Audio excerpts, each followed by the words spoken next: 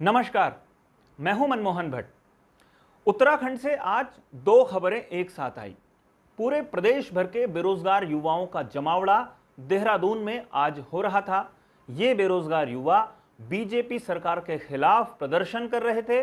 उन तमाम मंत्रियों के या प्रभावशाली नेताओं के खिलाफ नारेबाजी कर रहे थे जिन्होंने अपने भाई भतीजों को नौकरी पर मनमाने तरीके से रखा है। ये बेरोजगार युवा अपना हक मांगने के लिए देहरादून के ग्राउंड में पहुंचे थे, जहां विपक्ष का इनको साथ मिला। आमतौर पर विपक्ष हमेशा प्रदर्शन करने वालों के साथ मजबूती से खड़ा होता है, लेकिन दूसरी तरफ उत्तराखंड के पूर्व मुख्यमंत्री त्रिवेंद्र सिंह रावत दिल्ली के दौरे पर निकले थे।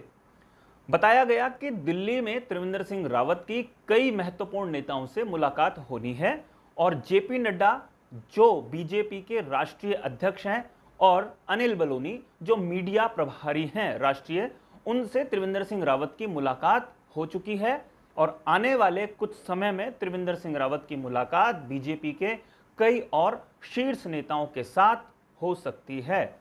इन दोनों मुलाकातों में क्या बातें हुई हैं और जितने नेताओं से त्रिवेंद्र सिंह रावत की मुलाकात होंगी उनसे क्या क्या बातें निकल सकती हैं, इन बातों को लेकर कई लोग अलग अलग तरीके के कयास लगा रहे हैं।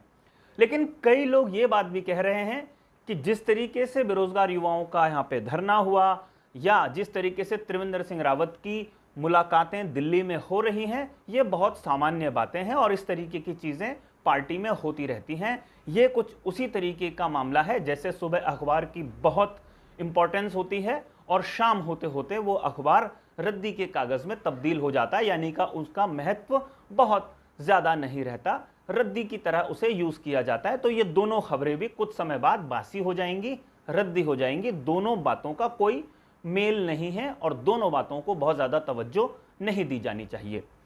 एक बड़ा वर्ग राजनीतिक लोगों का यह भी बताने की कोशिश कर रहा है कि त्रिवेंद्र सिंह रावत जिस तरीके से अपनी सरकार के किए कामों पर पर्दा डालने के बजाय ज्यादा हल्ला मचा रहे थे, बयानबाजी कर रहे थे, उसकी डांट डपटने के लिए केंद्रीय नेतृत्व ने त्रिवेंद्र सिंह रावत को दिल्ली तलब किया है।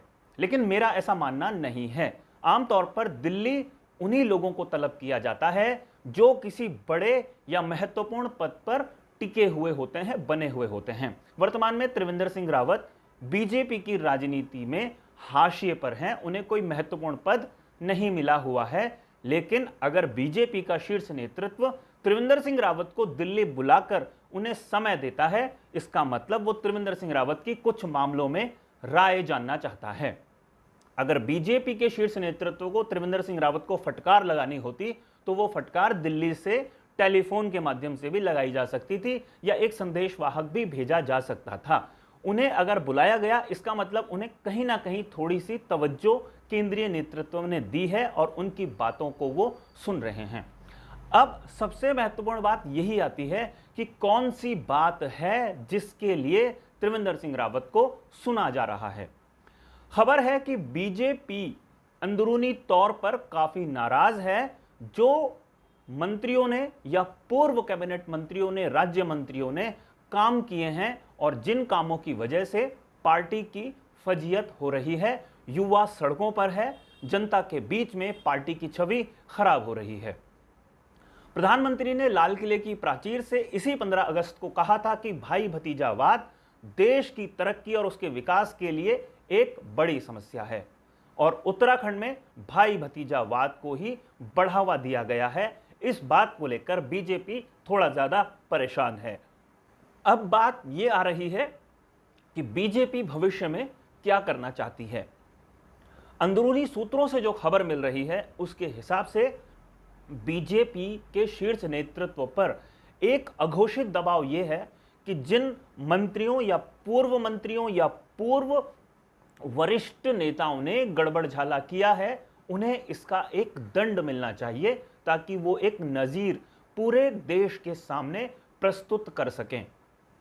त्रिवेंद्र सिंह रावत को भी इसी संदर्भ में हो सकता है कि दिल्ली बुलाया गया है कि आगे के भविष्य के लिए वो मंथन में जुटी हुई है कि अगर बीजेपी को मजबूती प्रदान करनी है उत्तराखंड में तो उसमें उनकी क्या भूमिका हो सकती है। हम यहां पर यह नहीं कह रहे हैं कि किसी भी तरीके का यहां पे सत्ता परिवर्तन की कोई बात केंद्रीय स्तर पर हो रही है।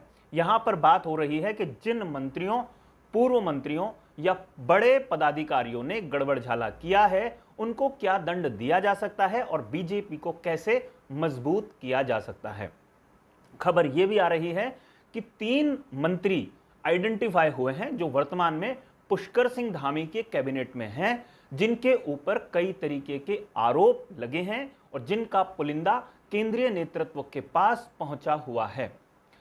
इन 3 नेताओं को अगर मंत्रिमंडल से बाहर का रास्ता दिखा दिया जाता है तो उत्तराखंड में बीजेपी की क्या स्थिति हो सकती है, क्या बीजेपी की छवि सुधर सकती है, बीजेपी वापस खोई हुई प्रतिष्ठा प्राप्त कर सकती है, इसको लेकर मंथन होना शुरू हो रहा है।